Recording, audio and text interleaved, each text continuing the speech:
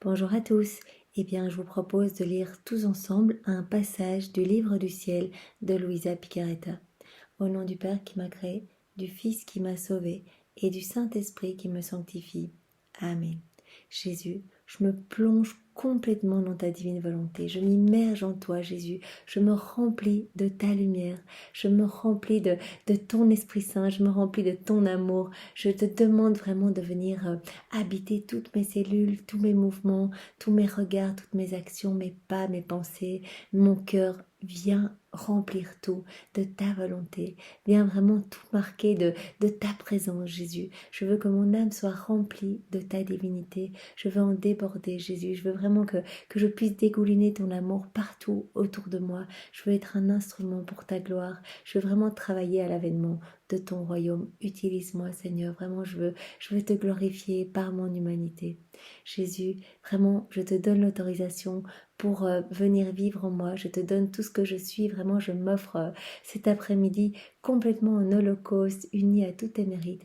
Alors voilà, tu as l'autorisation, agis en moi tout au long de ma vie, tout au long de cette journée, et viens particulièrement dans ce moment, et bien méditer à travers moi ce petit passage du livre du ciel.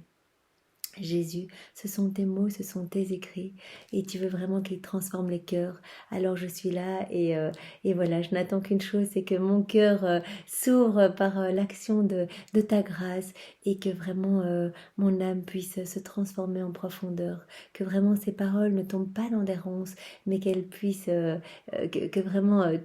chacun de ces mots puisse eh bien, grandir, puisse vraiment porter du fruit pour ta gloire. Viens maintenant parler à travers ma bouche, Jésus, et, euh, et envoie-moi ton Esprit Saint. Alors c'est un passage du 10 avril 1914. Jésus vient chez Louisa et lui parle de sa passion. Louisa dit ceci. Jésus me plongea si fortement dans la mer de sa passion que je pouvais l'y suivre pas à pas. Qui pourrait dire tout ce que j'ai compris? Tant de choses que je ne sais pas par où commencer. Je dirais seulement que quand on arracha la couronne d'épines sur sa tête, son sang coula abondamment, en ruisselait, s'échappant des petits trous qu'occupaient les épines. Rappelons-nous que Jésus a été couronné 3 fois d'épines. Une première fois donc à la suite de la flagellation, une deuxième fois, quand il a été condamné à mort par Pilate, il a été amené dans le prétoire et on lui a remis ses vieux vêtements, on lui a retiré cette cape rouge qu'on avait mis pour le déshonorer davantage, on lui a retiré tout, on l'a tout arraché, en même temps que son vêtement, on lui a arraché la couronne et on lui a remis ses vêtements et on a remis sa couronne en la tapant violemment sur sa tête. Et une troisième fois, en haut du mont Golgotha, quand il est arrivé, donc après son chemin de croix douloureux, il est arrivé en haut et on lui a arraché ses vêtements avec à nouveau la couronne d'épines qu'on lui a remis pour sa crucifixion. Donc il a eu 3 crucifixions. Et Jésus a montré à Louisa eh bien, qu'à chaque fois qu'on arrachait eh bien, sa couronne d'épines, il y avait du sang qui coulait complètement sur sa figure et sur ses cheveux. Et Jésus a dit à Louisa, ces épines qui ont piqué ma tête vont piquer l'arrogance, la vanité et les blessures cachées des hommes pour en faire sortir le pu. Donc cette couronne d'épines a vraiment permis à Jésus, il a accepté eh bien, les souffrances de la couronne d'épines, vraiment qui était comme, chaque épine était comme un clou qui s'enfonçait dans sa tête, pour réparer tous nos péchés d'arrogance, nos péchés de la pensée, nos péchés de jugement, nos péchés d'orgueil. Il a vraiment, chaque épine représente vraiment comme une mauvaise chose, un péché à nous. Et vraiment, il a permis que ces épines soient plongées dans son sang précieux. Les épines trempées dans mon sang, eh bien, guériront les hommes et leur redonneront la couronne que le péché leur avait enlevée. Eh bien, c'est comme si nous nous tressions par tous nos péchés d'orgueil et nos péchés de la pensée, une couronne de péché. Voilà, et nous perdons la ressemblance avec Jésus, alors qu'au début nous avions été créés vraiment à son image et sa ressemblance. En quittant eh bien, la divine volonté, nous nous sommes enfoncés dans notre volonté propre, dans notre orgueil, etc. Et tous ces péchés d'orgueil, ces péchés de la pensée, eh bien, on s'est tissé une une couronne de péché. Et Jésus, en acceptant d'être couronné d'épines, eh bien, vient tremper tous nos péchés, vient laver tous nos péchés, vient expier nos péchés dans son sang précieux, le sang de son chef sacré, et il vient nous retirer notre couronne horrible de péché pour nous remettre sa couronne de salut, sa couronne de gloire. Jésus me fit aussi parcourir d'autres étapes de sa passion. Mon cœur était transpercé en le voyant ainsi souffrir. Donc vraiment, il lui a montré, comme nous le voyons dans les 24 heures de la passion, eh bien tout ce qu'il réparait, étape après étape de sa passion. Là, il s'agissait de sa passion, vraiment dans son humanité. Il a réparé beaucoup de choses. À chaque étape, nous le voyons, à chaque heure de sa passion, nous voyons tout ce qu'il réparait, tout ce qu'il expiait au prix de ses souffrances et de son sang. Mais nous savons aussi que sa passion n'a pas été que dans son humanité, mais qu'il a aussi vécu une passion dans sa divinité, une passion qu'il a vécue depuis la seconde une de son incarnation jusqu'à son ascension. Donc il a vécu constamment des petites morts pour chacun de nous, des souffrances infinies pour vraiment nous sauver, refaire toutes nos vies et réoffrir au Père, à l'Esprit Saint et à lui-même toute la gloire qui était due à la Trinité Sainte. Ensuite, comme pour me consoler, Jésus me parla de sa sainte volonté. Ma fille, pendant qu'il répand sa lumière partout sur la terre, le soleil garde son centre. Dans le ciel, bien que je sois la vie de chaque bienheureux, je garde mon centre, c'est-à-dire mon trône.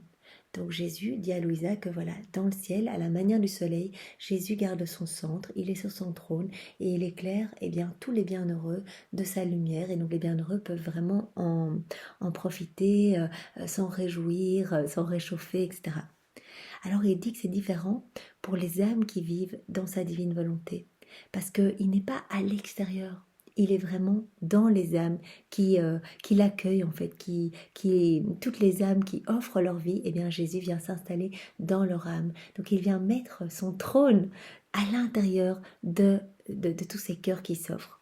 Sur la terre, je suis partout, mais mon centre, la place où je dresse mon trône pour régner, où se trouvent mes charismes, ma satisfaction, mes triomphes, où mon cœur palpite, c'est l'âme qui vit dans ma volonté. Cette âme est tellement identifiée à moi qu'elle devient comme inséparable de moi, et toute ma sagesse et ma puissance ne peuvent m'amener à me détacher d'elle. Donc quand nous demandons vraiment cette vie dans la divine volonté, il la donne, quelle que soit notre noirceur de cœur, quels que soient nos péchés, il va s'occuper de tout parce que Jésus ne supporte pas le péché. Donc si nous demandons cette grâce de la vie dans sa divine volonté, il va venir nettoyer nos cœurs, il va venir déraciner jour après jour, semaine après semaine, mois après mois, toutes les mauvaises choses que nous aurons mis en place par notre volonté propre. Il va venir tout retirer, il va venir vraiment s'installer, établir son trône à l'intérieur de notre âme et il ne pourra plus se détacher de nous. Il le dit, je serai inséparable de ces âmes. Toute ma sagesse et ma puissance ne peuvent m'amener à me détacher de cette âme. Donc c'est vraiment incroyable. Nous avons vu également que quand Jésus s'installe, le Père et le Saint-Esprit viennent également s'installer dans l'âme qui vit dans la divine volonté. Et donc elle est gorgée, elle est vraiment complètement identifiée à Jésus. Elle s'identifie tellement que la Trinité ne peut plus se séparer de cette âme. Et nous avions vu dans un autre passage que la Trinité, ça lui était égal d'agir à partir de l'âme qui vit dans la divine volonté, donc de faire toutes ces actions, de distribuer les grâces, les bienfaits à partir de cette âme qui vit dans la divine volonté. C'est la même chose que si elle agissait du ciel. Donc en fait, il y a vraiment un ciel qui est recréé, une splendeur, une divinité qui est recréée à l'intérieur de l'âme qui vit dans la divine volonté, qui désire vivre dans la divine volonté. Et nous avons vu que tout le monde sans exception, peut demander cette grâce. Il suffit de le demander. Jésus fait le job de nous purifier. Nous sommes tous impurs, nous sommes tous mauvais, nous sommes tous pécheurs. Tous. Absolument tous. Mais Jésus, lui, vient faire le nettoyage. Et il nous appelle juste à une chose, la constance, le demander de façon constante. Et c'est pour ça que ces moments que nous prenons tous les jours sont tellement importants parce ils marquent notre vie de la constance de la prière. Nous le demandons tous les jours, nous prions tous les jours dans la divine volonté de Jésus. Donc déjà ces prières deviennent divines et éternelles, sont déjà des actes faits par Jésus lui-même. Il peut déjà se servir de toute notre humanité pendant ces moments où nous regardons ces vidéos, où nous faisons ces vidéos. Eh bien, il vient déjà se servir de nous, de chacun de nous, de toutes ces personnes eh bien, qui viennent prier ici en communion, eh bien, pour convertir, pour aller sauver d'autres âmes, pour aller purifier les âmes du purgatoire, pour guérir, pour distribuer des bienfaits, des grâces, etc. Donc nous marquons vraiment notre désir de vivre dans la divine volonté par la constance, constance dans la prière, constance dans la demande. Parce que Jésus a peur sinon de se faire jeter. Si un jour on lui demande, parce qu'on en a entendu parler, on dit « Oh bah ça a l'air chouette, Jésus, je voudrais vivre dans ta divine volonté ». Et en fait, on n'en a pas vraiment l'intention. Notre âme, elle remplit tellement les choses du monde que Jésus commence parce que lui, on lui demande, il vient, on lui donne un doigt, il part avec tout le bras. Et donc, il commence ce travail. Et puis, il voit que le lendemain, en fait, l'âme a déjà oublié sa demande, elle s'en fout, elle se replonge dans les choses du monde. Elle dit, non, aujourd'hui, j'ai pas le temps, je redemanderai le week-end prochain. Voilà, alors Jésus est comme un peu un hobby. La divine volonté, ce serait un hobby quand j'ai un peu le temps. Non. Comme le dit la lecture d'aujourd'hui, il faut faire passer Jésus à la première place et lui montrer qu'il est important pour nous, lui montrer que nous avons envie de lui donner nos vies, vraiment lui donner tout ce que nous sommes pour qu'il puisse agir complètement. La constance crée bien la disposition de notre âme à vivre complètement unie à Jésus, à nous identifier complètement à lui offrir ce que nous sommes pour qu'il puisse venir bien à travers nos regards, à travers notre bouche, à travers nos mains, nos pas, nos battements de cœur, nos mouvements, bien qu'il puisse redistribuer tous les fruits qu'il est venu acquérir lors de sa rédemption. Tous ces cadeaux, toutes ces grâces, tous ces bienfaits, il va pouvoir les redonner à travers nous, juste parce qu'on lui donne notre humanité. Et donc il va pouvoir nous remplir de sa divinité pour faire tout ce qu'il faisait lors de sa rédemption. Donc c'est vraiment incroyable et il nous dit vraiment qu'il ne peut se détacher de ses âmes. Il les aime tellement, il est tellement en joie et je crois que nous allons avoir des surprises quand nous allons voir tout ce qu'il se passe lorsque nous faisons un acte dans la divine volonté, même si cela paraît anodin, que ce sont des petites actions du quotidien. Par exemple, je passe mon balai dans la divine volonté. Jésus, j'unis ma volonté à la tienne, je m'unis complètement à toi et je te demande de venir couvrir cet acte de ta volonté, Jésus. Je veux vraiment que ce soit toi qui balaye en moi et je le fais vraiment dans ta divine volonté au nom de tous. Vous voyez, ça prend une seconde de demander vraiment de le faire dans sa divine volonté. C'est incroyable ce qui se passe. Il va y avoir des âmes sauvées, mais qui vont revenir à Jésus, vraiment des cœurs balayés de tous leurs péchés, des âmes du purgatoire en flot, en masse qui vont arriver. Vraiment, c'est incroyable. Et à nouveau, un soleil qui se crée. Juste en quelques secondes, vraiment, lorsque nous pensons à Jésus, que nous l'invitons dans nos vies. Une fois de plus, Jésus est mendiant d'amour et il nous supplie vraiment de l'inviter dans nos vies. Et il nous dit à chacun, moi je vous donne tout si vous me demandez. Si vous voulez ma paix, je vous la donne. Si vous voulez ma patience, je vous la donne. Si vous voulez ma joie, je vous la donne. C'est la nature même de l'homme. Vous avez été créé pour être heureux. Alors vraiment, demandez-moi tout, invitez-moi et je ferai de vos vies des merveilles, vraiment des merveilles. Il ajouta, dans ma divine volonté, le repos est perpétuel. L'âme qui lui laisse toute la place trouve le repos. Les âmes qui s'abandonnent, qui donnent leur vie à Jésus, vont trouver un repos, vont vraiment trouver du réconfort et un repos. Et Jésus dit lui-même que lui-même va pouvoir trouver un repos dans l'âme qui accepte de l'accueillir. Parce qu'au milieu de tant de méchanceté, de tant d'iniquité, de tant de vices, de tant de péchés, le Seigneur est fatigué de se sentir abandonné, de voir son amour et ses grâces rejetés. Lui, il veut pardonner à chacun, il veut donner, il veut le recouvrir d'amour. Il veut tellement donner que ça l'étouffe, vraiment que ça le brûle tout cet amour. Et tout cet amour rejeté, eh bien quand il trouve une âme qui veut s'unir à lui, une âme qu'il aime, il vient tout déverser. Il vient déverser les grâces qu'il voulait donner à 1000, à 10 000, à une ville entière, à tous ceux qui ne veulent pas. Il vient donner. Et vraiment, et il peut se réjouir, trouver ses délices dans cette âme. Et il dit lui-même, je me repose parce que cette âme, eh bien, va exhaler mes parfums. Cette âme, à travers cette âme, eh bien, je vais pouvoir travailler, ramener.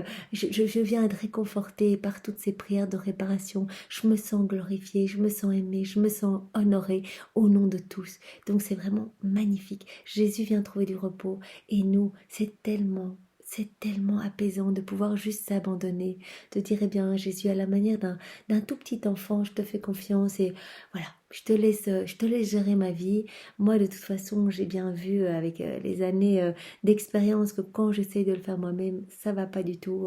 Je m'enfonce dans des péchés, dans des trucs affreux. Alors Jésus, je t'abandonne tout et vraiment rends-moi lumière et sers-toi de moi pour être heureux, Jésus, pour ta gloire. L'âme qui laisse toute la place à ma volonté trouve le repos. Elle n'éprouve ni anxiété.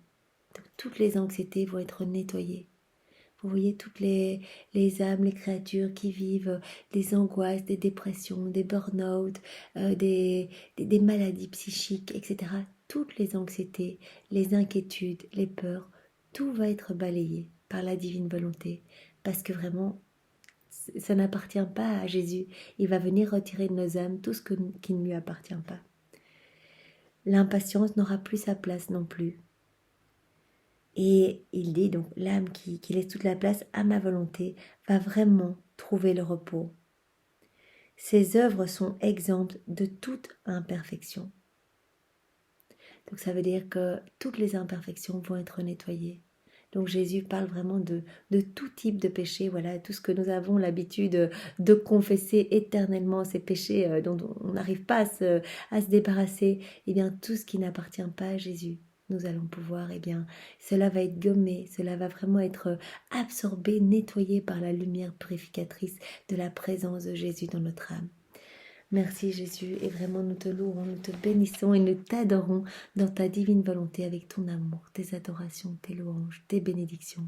Nous te remercions avec tes propres remerciements et nous le faisons au nom de tous et spécialement bien, au nom des âmes du purgatoire, au nom des agonisants, au nom des pécheurs obstinés, au nom des âmes qui te sont consacrées, au nom des âmes qui n'ont plus foi en ta miséricorde et au nom de tous les condamnés à mort. Je pense à ça parce qu'il y avait cela dans les intentions de prière aujourd'hui à la messe et ça m'a touchée. Je me dis au fond on n'y pense pas, on parle des agonisants vraiment qui sont en train d'agoniser en mode, enfin voilà, qui sont en fin de vie dans leur lit, mais on ne pense pas à l'angoisse intense bien, de ces personnes bien importantes mais qui vont qui vont mourir d'un instant à l'autre parce qu'elles sont condamnées à mort, bien Seigneur, viens vraiment les recouvrir de ta miséricorde, qu'elles puissent mourir dans de bonnes dispositions, quel que soit leur péché, qu'elles puissent te demander pardon Seigneur, et être vraiment, qu'elles puissent être recouvertes de toutes tes grâces Seigneur, qu'elles voient ton visage plein d'amour, le visage de ta maman